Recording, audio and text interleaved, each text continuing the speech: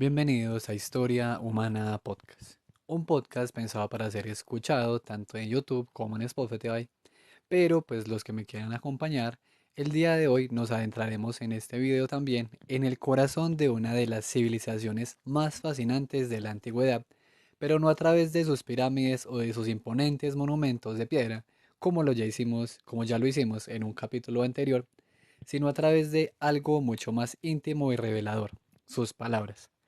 A menudo, cuando pensamos en el antiguo Egipto, imaginamos un mundo rígido y obsesionado con la muerte. Sin embargo, su literatura nos revela una realidad vibrante, llena de humor, miedo, ambición y una profunda curiosidad por lo desconocido. En la sesión de hoy exploraremos una colección de relatos que abarcan siglos de historia, desde el Reino Medio hasta la época tardía. Conoceremos a hombres que huyen de su destino, a náufragos que conversan con serpientes divinas, a campesinos que exigen justicia con una elocuencia asombrosa y a dioses que se comportan de forma tan humana que resulta sorprendente. Estas no son solo fábulas antiguas, son el testimonio de cómo una cultura intentó dar sentido al caos, a la injusticia y a los misterios del más allá. Prepárese para descubrir que a pesar de los milenios que nos separan, las preocupaciones, los anhelos y los sueños de aquellos habitantes del Nilo no son tan distintos de los suyos. Comencemos este viaje por la ficción y la realidad del Egipto faraónico.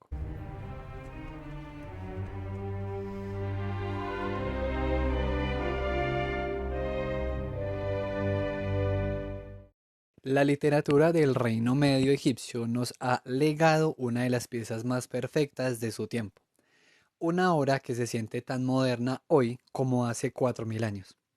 Imagine la escena. Un oficial de alto rango llamado Sinue, que servía en el harén real, escucha de pronto una noticia que cambiaría su vida para siempre. Tras la muerte del faraón Amenhotep I, el pánico se apodera de él. No es un temor racional, sino un terror instintivo ante la inestabilidad política y los posibles disturbios por la sucesión.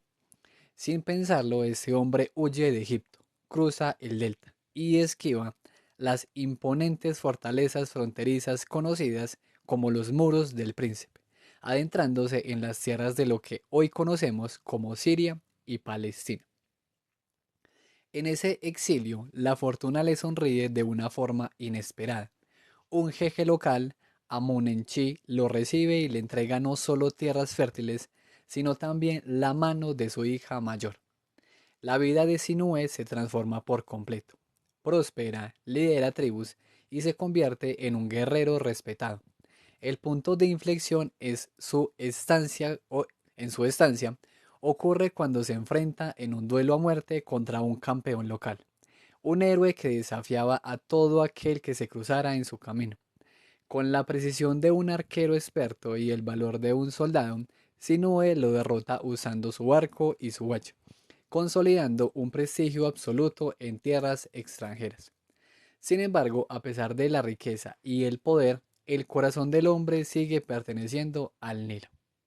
La nostalgia por su patria se vuelve insoportable, especialmente ante la idea de morir y ser enterrado lejos de los ritos egipcios.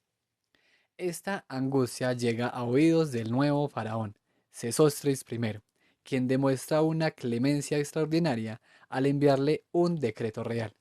En este documento, el soberano lo perdona y lo invita a regresar a casa, prometiéndole un funeral digno de la nobleza.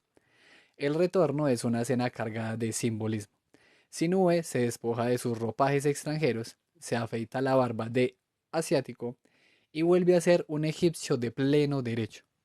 El hombre que huyó con miedo termina sus días en paz, en una casa de campo otorgada por el rey y con su propia pirámide de piedra asegurada para la eternidad. Es una historia que recuerda esas grandes producciones cinematográficas sobre la redención y el regreso al hogar, donde el éxito material no puede sustituir la identidad del origen. Ahora, el encuentro en la marisma. Si el relato de Sinue es una epopeya de vida, lo que encontramos a continuación es una pieza mucho más oscura y enigmática.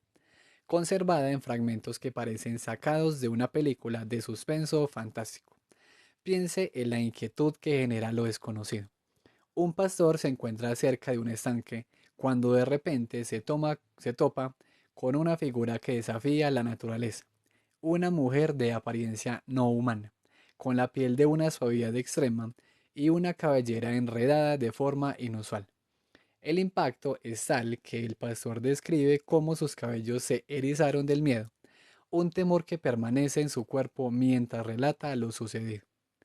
Esta figura parece ser una suerte de divinidad o entidad de las aguas que lanza una proposición al hombre, un encuentro cargado de un erotismo sobrenatural.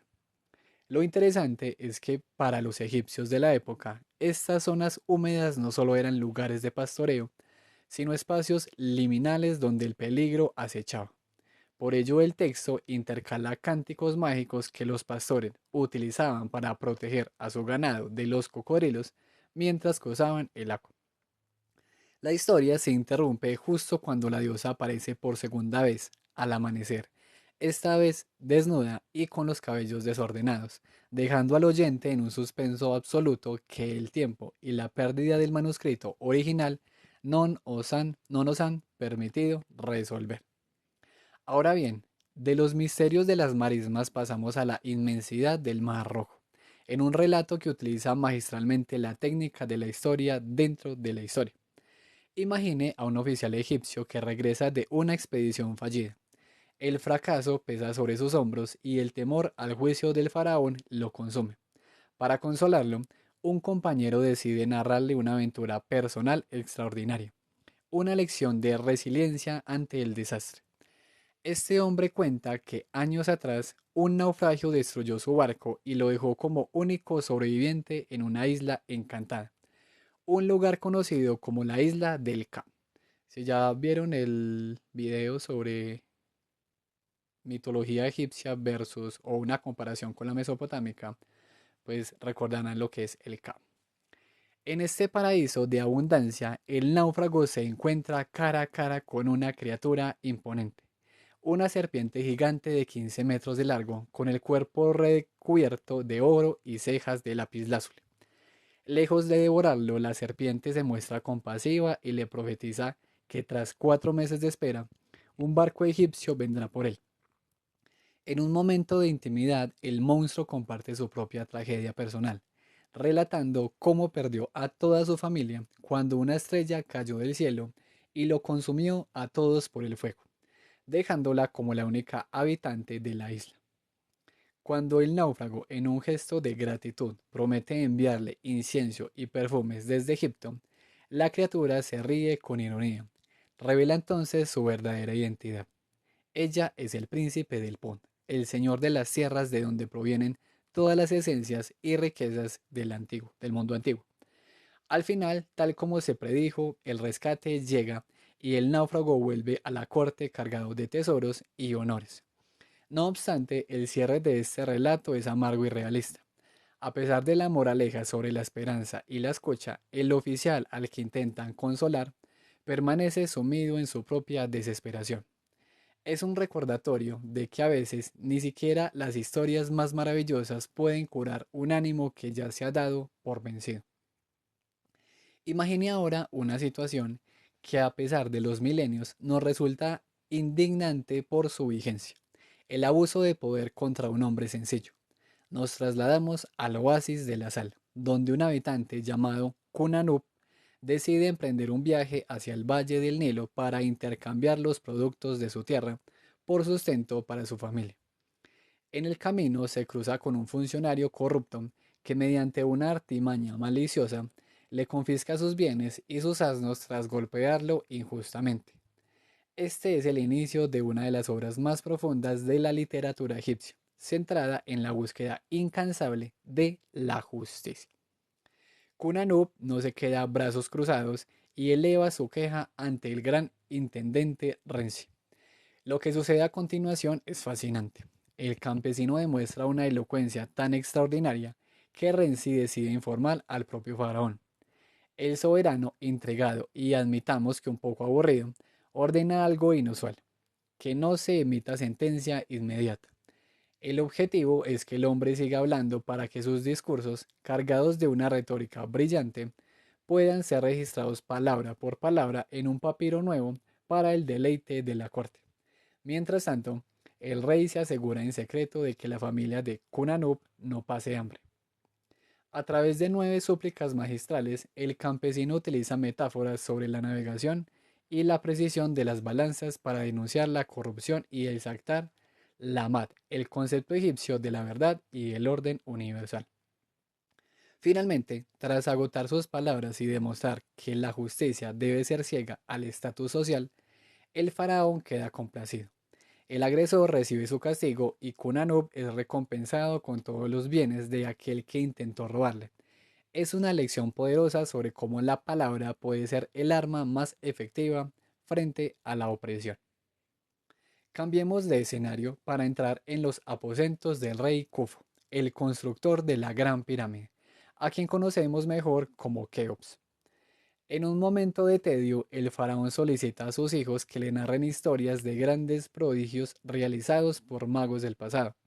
Lo que sigue es una colección de relatos que bien podrían ser el origen de la literatura fantástica. Uno de los príncipes relata cómo un mago castigó una traición amorosa utilizando una figura de cera. Al lanzarla al agua, ésta se transformó en un cocodrilo real que capturó al amante infiel. Otro hijo cuenta cómo un sabio fue capaz de plegar las aguas de un lago, como si de una tela se tratara, para recuperar un pequeño colgante perdido por una joven. Sin embargo, el momento más impactante llega cuando el príncipe de Defort presenta a un mago que aún vive, un anciano de 110 años llamado Hedi. Tras realizar trucos asombrosos, como unir cabezas cortadas a sus cuerpos, Hedi lanza una profecía que cambia el tono de la reunión. Anuncia el nacimiento milagroso de los futuros reyes de una nueva dinastía. El relato describe con detalle casi divino cómo 3 niños son traídos al mundo con la ayuda de diosas disfrazadas de bailarinas, marcando el destino de Egipto bajo la protección de la divinidad solar. Para cerrar este bloque debemos hablar de una obra que utiliza el pasado para legitimar el presente, una técnica que hoy llamaríamos propaganda política de alta calidad, pero envuelta en una belleza poética innegable. Nos situamos en la corte del rey Nofro, donde un sacerdote llamado Neferti es invitado a hablar. El monarca busca entretenimiento, pero lo que recibe es una visión aterradora del futuro. Neferti describe un Egipto sumido en la oscuridad. El sol se oculta, el Nilo se seca y las fronteras son violadas por invasores extranjeros. El orden social se invierte por completo, dejando a la nación en un estado de angustia y abandono. Es una descripción tan vívida que parece sacada de una crónica de tiempos apocalípticos. Sin embargo, Sin embargo, en el punto más crítico de su relato, el profeta anuncia la llegada de un Salvador, un monarca del sur llamado Amene. Este rey prometido tendría la misión de restaurar la justicia, expulsar a los enemigos y construir los muros del príncipe, esa fortaleza que ya mencionamos al hablar de Sinué, para proteger definitivamente la tierra de los faraones. Es un relato que nos enseña cómo, incluso en los momentos de mayor incertidumbre, la figura de un líder capaz de restaurar el orden se convierte en el mito fundacional de toda una época.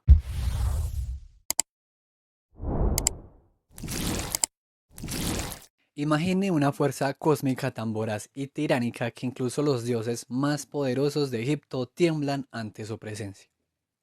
En un relato que nos llega a través de fragmentos antiguos, se nos presenta a El Mar, una deidad que actúa como un extorsionador implacable sobre la Eneada. Este gigante acuático impone un tributo constante a los dioses, amenazando con encadenar a cualquiera que se atreva a desafiar su ley. La tensión en el mundo divino es absoluta. Ni siquiera las ofrendas de piedras preciosas y metales de otras diosas logran saciar su hambre. Ante la desesperación se decide enviar a Astarte, la hija de Ta, para entregar el tributo y calmar a la bestia. Al encontrarse con ella en la orilla, el dios del mar queda cautivado por su belleza y propone un pacto. Cesará sus hostilidades si se le entrega a Astarte en matrimonio. Aunque la Eneada celebra este acuerdo como una victoria, el relato nos deja un sabor agridulce. Los fragmentos finales sugieren que el mar es insaciable, pues incluso después de la boda, comienza a exigir tributos a la propia diosa del cielo, Nut, amenazando con cubrir las montañas y los cielos con sus aguas. Es una poderosa alegoría de la naturaleza indomable y el temor ancestral que el hombre sentía ante la inmensidad incontrolable del océano. Piense ahora en la siguiente pregunta. ¿Es posible escapar de lo que ya ha sido escrito por el destino? Esta es la premisa central de la historia de un príncipe cuyo nacimiento fue marcado por una profecía sombría.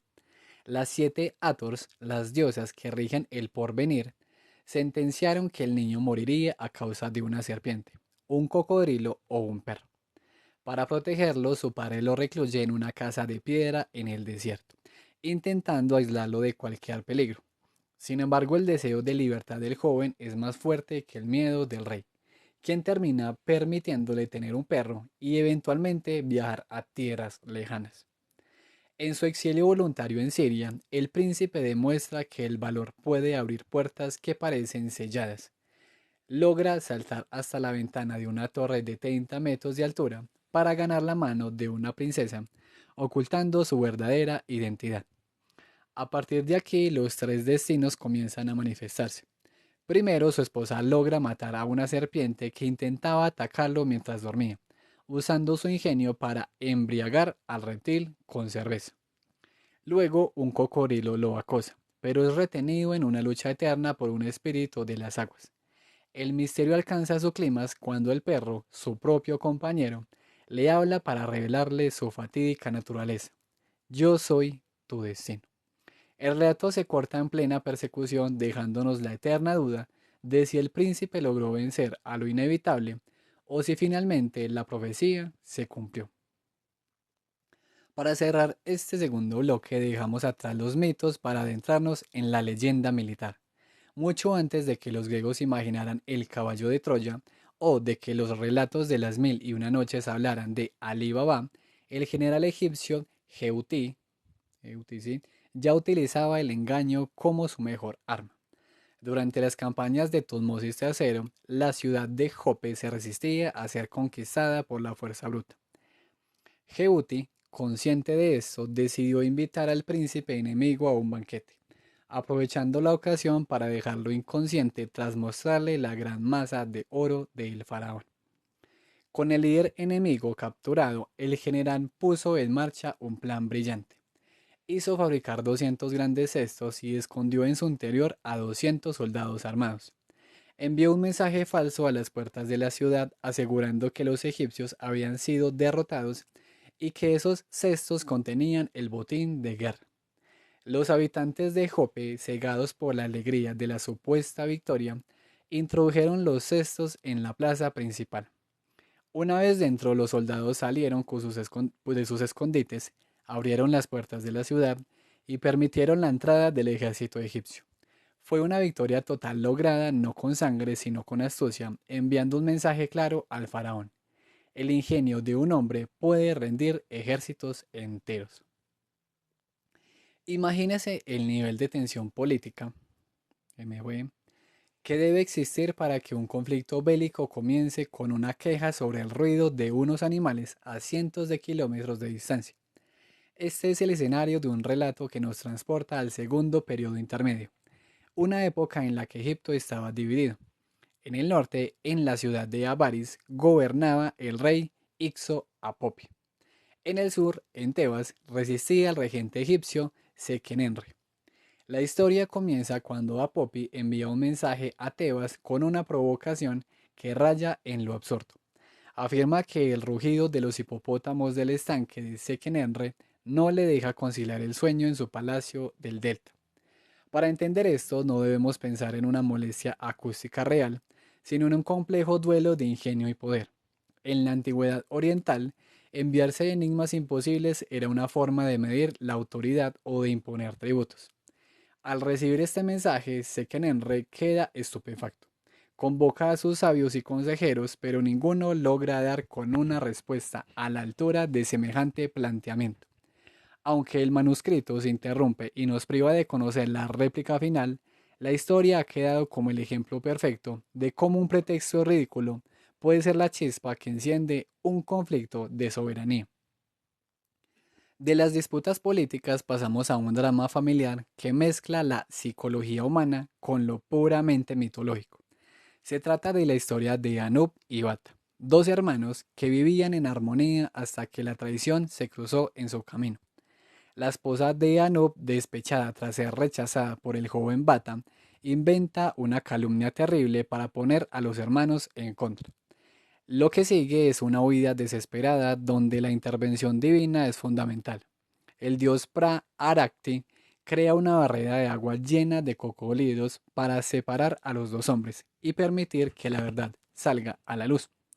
Tras demostrar su inocencia en un acto de sacrificio heroico, Bata se exilia en el Valle del Pino, un lugar lejano donde deposita su corazón en lo alto de una flor para salvaguardar su vida. Sin embargo, su destino parece estar marcado por la deslealtad femenina. Los dioses le crean una compañera, pero ella termina traicionándolo al ser llevada a la corte del faraón, quien se obsesiona con ella tras encontrar una trenza de su cabello que el mar le había robado. La historia se convierte entonces en un relato de metamorfosis y justicia poética. Bata muere cuando cortan el pino que guardaba su corazón, pero es resucitado por su hermano.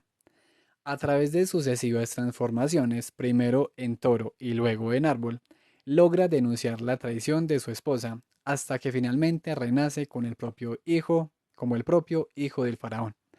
Es un ciclo de redención donde Bata termina ascendiendo al trono de Egipto, premiando la lealtad de su hermano Anub y restaurando el orden de la mentira que la mentira había destruido. Encontramos ahora una joya de la literatura alegórica donde los conceptos abstractos cobran vida para darnos una lección moral. Aquí, Mentira es un personaje que acusa a su hermano mayor, Verdad, de haber perdido un cuchillo de dimensiones imposibles. Lo más inquietante del relato es la reacción de los dioses, la Enéada, quienes en su descuido de justicia dan la razón al engaño. Verdad es cegado y condenado a servir como portero, pero el espíritu humano es difícil de quebrar. Una noble dama encuentra al ciego, se enamora de su belleza y tienen un hijo. Es este joven quien años después decide vengar a su padre, utilizando las mismas armas que su tío. El hijo de Verdad acude ante los dioses afirmando que Mentira le ha robado un buey tan gigantesco que es físicamente imposible que exista. Cuando los dioses se ríen y declaran que tal animal no puede ser real, el joven lanza su golpe maestro. Si el buey es imposible, también lo era el cuchillo por el que su padre fue condenado. Ante esta lógica aplastante, la Enéada reconoce su error. Verdad es reivindicado y la justicia se restablece de forma simétrica. Mentira termina recibiendo el mismo castigo de ceguera y servidumbre que él mismo había provocado. Es una reflexión eterna sobre cómo, aunque la mentira camine rápido, la verdad siempre termina alcanzándola. Dentro de la vasta producción literaria de la dinastía XIX, existe una obra excepcionalmente inusual que rompe el velo entre el mundo de los vivos y el de los muertos. Imagine la escena.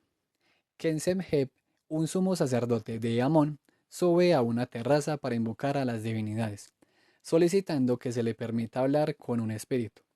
Ante él se manifiesta el espectro de Naupusemec, un antiguo militar que sirvió a reyes de épocas ya remotas.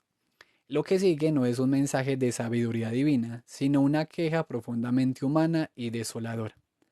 El espíritu relata una existencia de miseria en el más allá.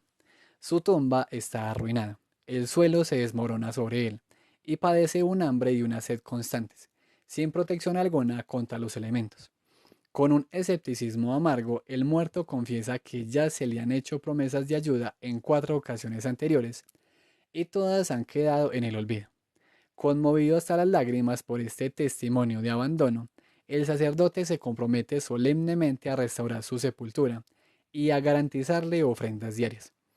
La historia nos muestra la eficacia de esta promesa cuando un equipo de hombres localiza finalmente la tumba olvidada en un lugar excelente, asegurando que el nombre del difunto no se borre de la eternidad. Es un relato que subraya la importancia crítica que los egipcios daban al mantenimiento del culto funerario para la supervivencia del alma. Pasamos ahora de la solemnidad de las tumbas a un relato de la dinastía 20 que sorprende por su tono burlesco e irreverente. Se trata del eterno pleito entre Horus y Set por la herencia al trono de Osiris. Lejos de ser una solemne asamblea divina, el tribunal presidido por el Señor Universal se muestra indeciso, contradictorio y a menudo ridículo. El proceso se ha extendido durante 80 años, con los dioses favoreciendo a veces a Set simplemente por su fuerza física a pesar de sus crímenes. La trama está llena de engaños dignos de una comedia de enredos. Isis, la madre de Horus, utiliza su magia para disfrazarse y engañar a Set, logrando que éste se condene a sí mismo mediante parábolas. Los enfrentamientos entre ambos rivales llegan a extremos absurdos y violentos. Se transforman en hipopótamos, se mutilan mutuamente y se someten a pruebas humillantes. En un momento de genialidad narrativa, Horus engaña a su rival en una carrera de barcos al construir su nave de madera y pintarla para que parezca de piedra, mientras que Set, intentando imitarlo, construye una de piedra real que lógicamente se hunde de inmediato. La resolución solo llega cuando el propio Osiris interviene mediante una carta, amenazando con enviar a sus emisarios del inframundo contra los dioses si no se hace justicia. Finalmente, Horus es coronado y Set es llevado al cielo, donde su naturaleza violenta se encuentra un lugar como el que, donde donde su naturaleza violenta encuentra un lugar como el dios de la tormenta. Nos encontramos con lo que ahora muchos consideran la primera novela histórica, Las desventuras de Unamón. Este relato nos situó al final del Reino Nuevo, una época donde el antiguo poder de los faraones empezaba a desvanecerse. Unamón, un funcionario de Tebas, es enviado a Biblos para conseguir madera de cedro para la barca sagrada de Amón. Sin embargo, lo que debió ser una misión diplomática rutinaria se convierte en una pesadilla de robos, humillaciones y rechazos. Al llegar a las costas de Fenicia, Unamón descubre que el nombre de Egipto ya no inspira el mismo temor de antes. El príncipe local lo ignora durante semanas y cuando finalmente lo recibe le lanza una verdad dolorosa. Yo no soy tu siervo. En un diálogo tenso y cargado de realismo político, Unamón debe recurrir a la superioridad espiritual de su dios y a pagos adicionales de oro y lino para obtener lo que antes se entregaba por respeto o miedo. Incluso después de conseguir la madera, su viaje de regreso es un desastre, perseguido por enemigos y arrastrado por tormentas hasta Chipre. Unamón termina su relato suplicando por su vida ante una princesa extranjera.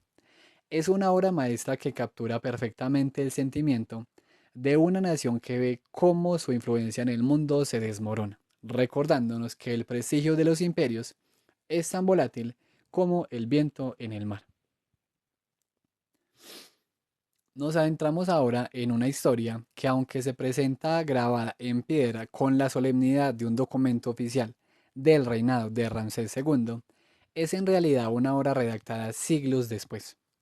Se trata de un relato, se trata de un relato creado con un propósito muy claro: exaltar el poder sanador y el prestigio de las divinidades egipcias más allá de sus fronteras.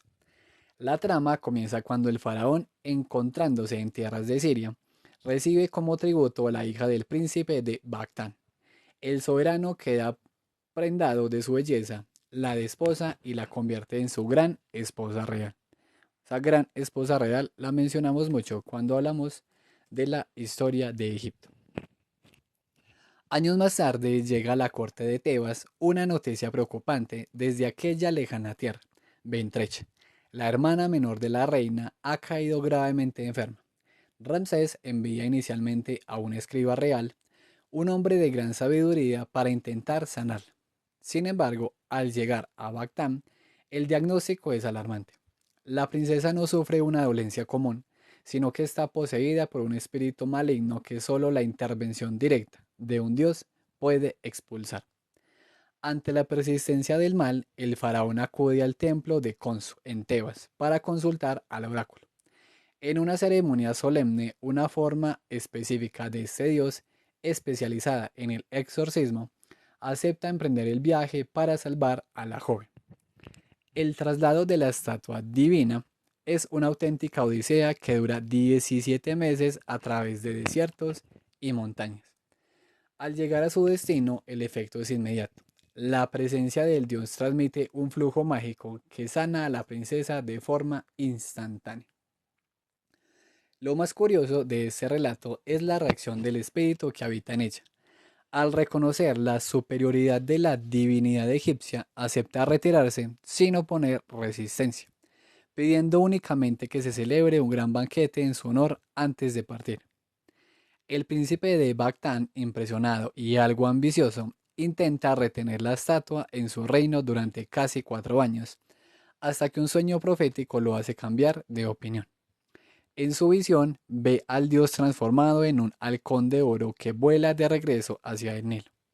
Comprendiendo que no se puede encadenar a lo sagrado, el príncipe permite el retorno triunfal de la deidad a Tebas, enviándola cargada de tesoros y escoltada por un ejército en un último reconocimiento de que la magia y la espiritualidad de Egipto no tenían rival en el mundo conocido. Después de recorrer estos 17 relatos, 16, queda claro que para los antiguos egipcios la literatura era mucho más que un simple entretenimiento. Era un vehículo para la justicia, una herramienta de propaganda política, un consuelo ante la pérdida y sobre todo una forma de vencer al olvido. Desde la redención de Sinué hasta el regreso triunfal del dios Khonsu, cada historia que hemos analizado hoy nos deja una lección sobre la resiliencia y la capacidad del ser humano para transformar su realidad a través de la narrativa. Hemos visto cómo la palabra escrita permitió que un campesino humilde venciera a un funcionario corrupto, y cómo la imaginación dio vida a islas encantadas y espíritus necesitados de afecto. Estas obras demuestran que aunque las dinastías caigan y los templos se conviertan en ruinas, las historias poseen una vitalidad propia que atraviesa los siglos. Al cerrar este capítulo de Historia Humana Podcast, cabe reflexionar sobre qué relatos de nuestra propia época sobrevivirán al paso del tiempo y qué dirán de nosotros a quienes los escuchen dentro de otros 4000 años. Espero que este recorrido por la mente de los escribas y narradores del Nilo haya sido de su interés y le hayan permitido ver el antiguo Egipto con una mirada más cercana y humana.